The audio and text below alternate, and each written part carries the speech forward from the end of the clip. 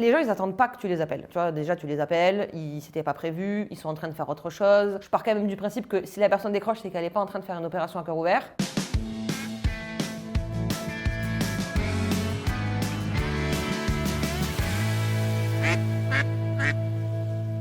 Bonjour et bienvenue dans On the Hunt, le podcast où chaque épisode et chaque call vous rapproche un peu plus près du succès. Je m'appelle Clémence Wary et aujourd'hui j'ai le plaisir d'accueillir Pauline Thérèse.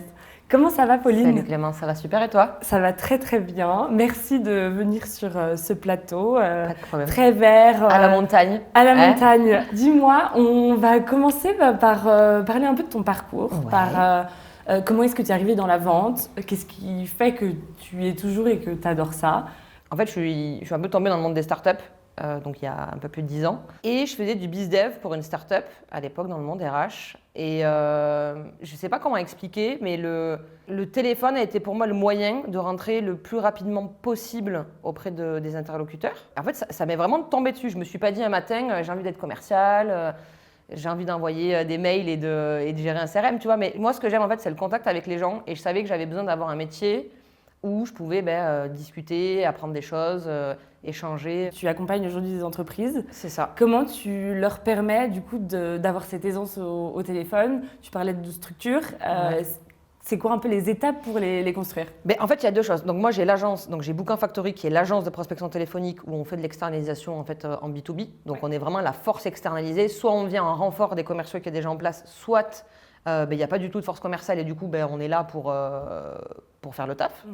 Et en parallèle de ça, j'ai l'organisme de formation, donc certificat Calliope, etc., où je forme et j'accompagne soit des commerciaux dans des boîtes, soit des indépendants, ou des solopreneurs, des dirigeants, etc. C'est deux approches un petit peu différentes, mais où la finalité est la même.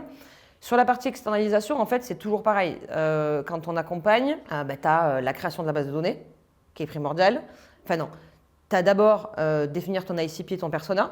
Parce que si tu ne sais pas ça, tu ne peux rien faire derrière.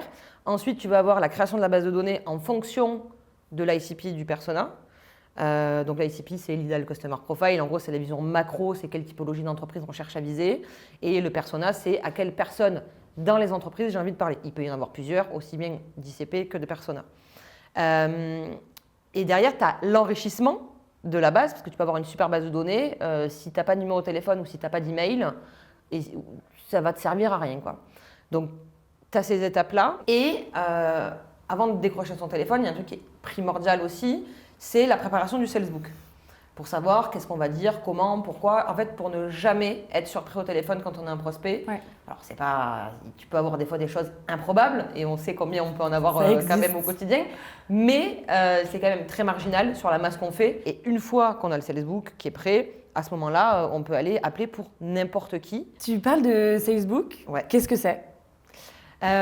Pour moi, le Salesbook, c'est vraiment la colonne vertébrale qui va te permettre de faire tes call calls correctement. Okay. En gros, moi, la première question que je pose toujours à mes clients pour faire ce Salesbook, c'est en une phrase, qu'est-ce que vous faites ? Et en fait, cette question, elle paraît tout con, mais elle peut perturber les personnes que j'ai en face parce qu'en fait, ils ne se posent pas forcément la question. Ouais. Et donc, je leur dis, écoutez, pas de stress, tu as un dîner, tu as une personne à côté de toi que tu ne connais pas, elle te dit qu'est-ce que tu fais, dans quoi tu bosses, qu'est-ce que tu réponds. Et donc, il faut être quand même assez clair et hyper court, en fait. Donc, voilà. Et donc, en fait, on part de ça. Et après, l'étape d'après, ça va se dire, OK, par rapport aux personas qu'on a ciblés, c'est quoi leur pain ? Comment ton outil ou ton service va répondre ou faire gagner du temps ou de l'argent, etc. à ta cible ? Pour pouvoir rentrer dans le call directement, être hyper incisif et t'as 10 secondes. Hein, donc, tu vois, genre, si tu commences à dire « Bonjour, je m'appelle Pauline, alors je suis désolée de vous déranger », c'est perdu. Ça sert à rien, c'est déjà mort. Et c'est quoi les conseils que tu donnes à des gens qui commencent, qui débutent dans le métier ? C'est vraiment de se dire, tu sais comment tu t'appelles, tu sais pour quelle boîte tu bosses ou tu sais qu'est-ce que fait ta boîte si tu es le fondateur, etc. Tu sais la valeur que tu peux apporter à ta cible.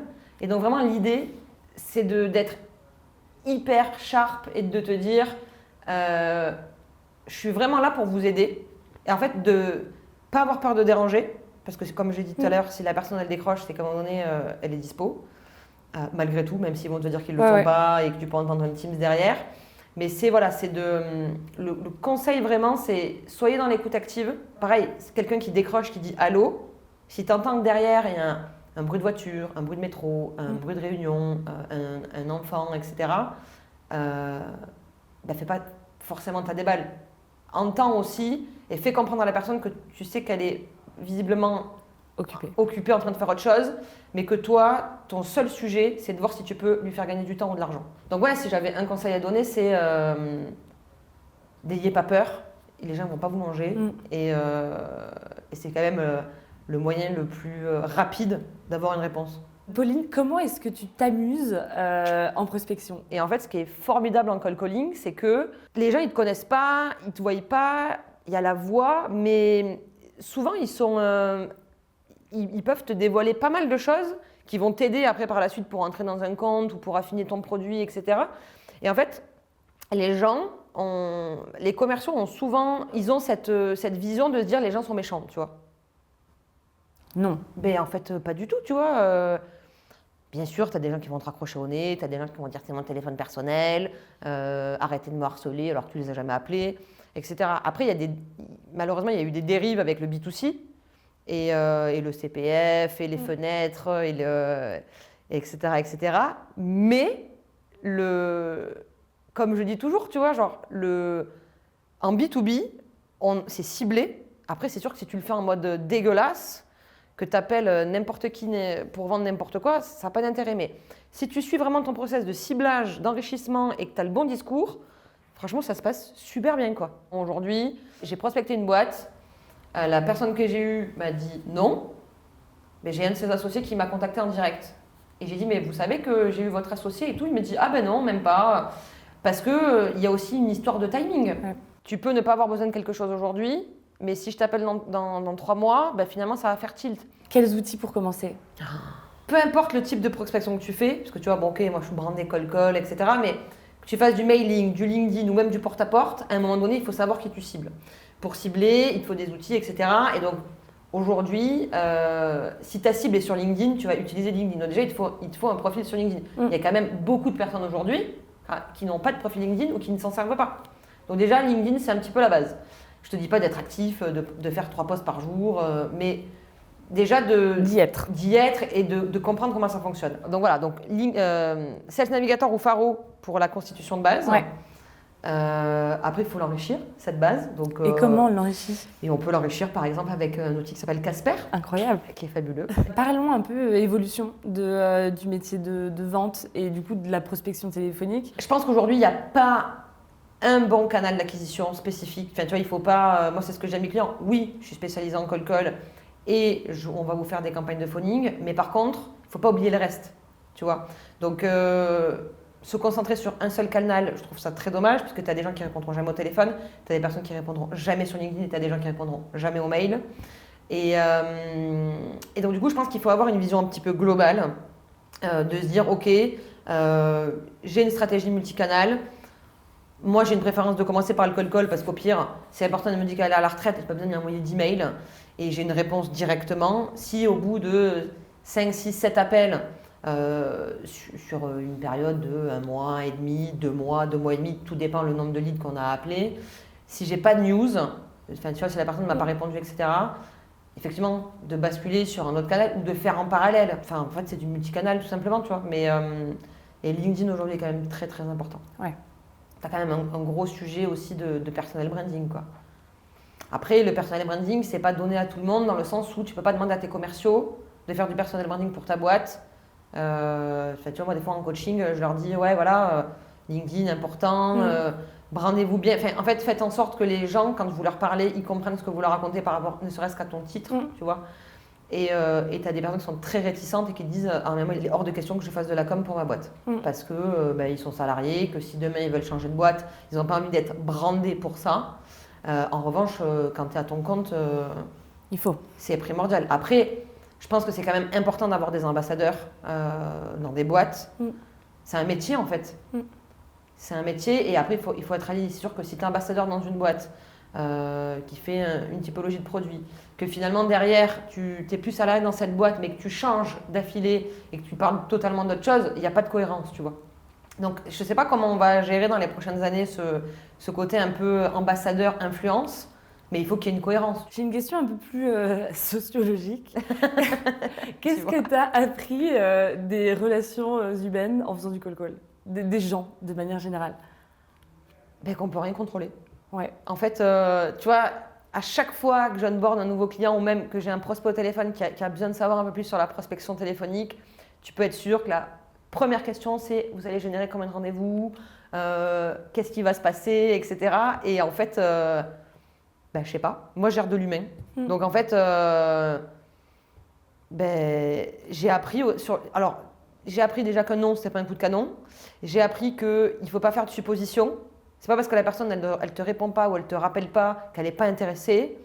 En fait, il y a tellement de facteurs. Donc ouais, l'humain est fabuleux. L'humain est formidable. Et alors, en France, on a un peu une saisonnalité. Enfin, c'est ce qu'on a tendance à croire. Mais du coup, tu vas me dire ce que tu en penses. Ouais. Sur juillet-août, sur mai, où il y a énormément de ponts. Comment est-ce que tu fais, toi, quand tu as des objectifs de commercial et que tu veux... Ouais, mais alors, pareil. Comment tu t'organises? En France, il y a des vacances toutes les 6 semaines. Je suis d'accord. On adore ça. Oui, mais alors, on aimait ça quand on était à l'école. Ouais. D'accord. T'as combien de jours de congé aujourd'hui en salarié? 25. Ok, t'as 25 jours de congé. Donc, à un moment donné, tu peux pas te permettre de prendre 2 semaines de vacances toutes les 6 semaines et juillet-août, en plus de ça, pendant 2 mois. Ouais. On est d'accord? On est d'accord. Donc, à un moment donné, quand tu pars de ce principe-là, ben, tu appelles tous les jours. Il n'y a pas un jour où ça marche moins bien. Après, c'est sûr que si tu appelles le 27 décembre, c'est pas le bon, peut-être pas le meilleur moyen. Après, nous, chez Boucan, dans l'agence, on ne phone jamais. Enfin, je ferme entre guillemets l'agence entre le 1er et le 15 août. Ouais. Parce que là, en fait, c'est vraiment, tu vois, Paris, il n'y a personne. C'est vraiment un peu la période où tout le monde est en congé. Et entre Noël et jour de l'an. Ok. Mis à part ça, et tu vois, c'est ce que me disait la cliente d'hier, c'est qu'elle m'a dit, mais en fait, pendant les ponts du mois de mai, on va se régaler. Mais j'ai dit, c'est ça. Parce que pareil, les ponts du mois de mai, tu as le 1er mai, tu as le 8 mai, après, tu as le lundi juste après, etc. Les gens, ils prennent pas... tu as 25 jours de congé en France. Alors, je veux bien qu'après, tu aies plus de RTT dans certaines boîtes, etc. Mais il ne faut pas déconner, quoi, tu vois. Forcément des gens. Il y a toujours quelqu'un. Et en fait, la période de vacances, ça va être même mieux parce que les gens sont plus détendus. Ouais. Tu vois, ils ont moins de réunions, ils sont moins sursollicités.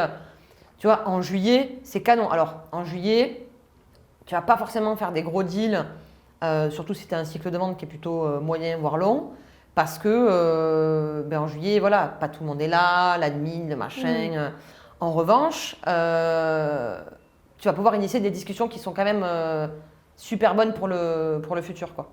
Okay. Donc, tu vas commencer à allumer une mèche. Merci beaucoup pour à toi, Clémence. ton partage. C'était un plaisir de t'avoir. Et pareil. Puis, je te souhaite tout le succès possible pour cette année. Merci beaucoup. À bientôt. À bientôt. Et merci d'avoir regardé cet épisode. Et on se retrouve pour le prochain. C'est ça. Et bonne prospection surtout.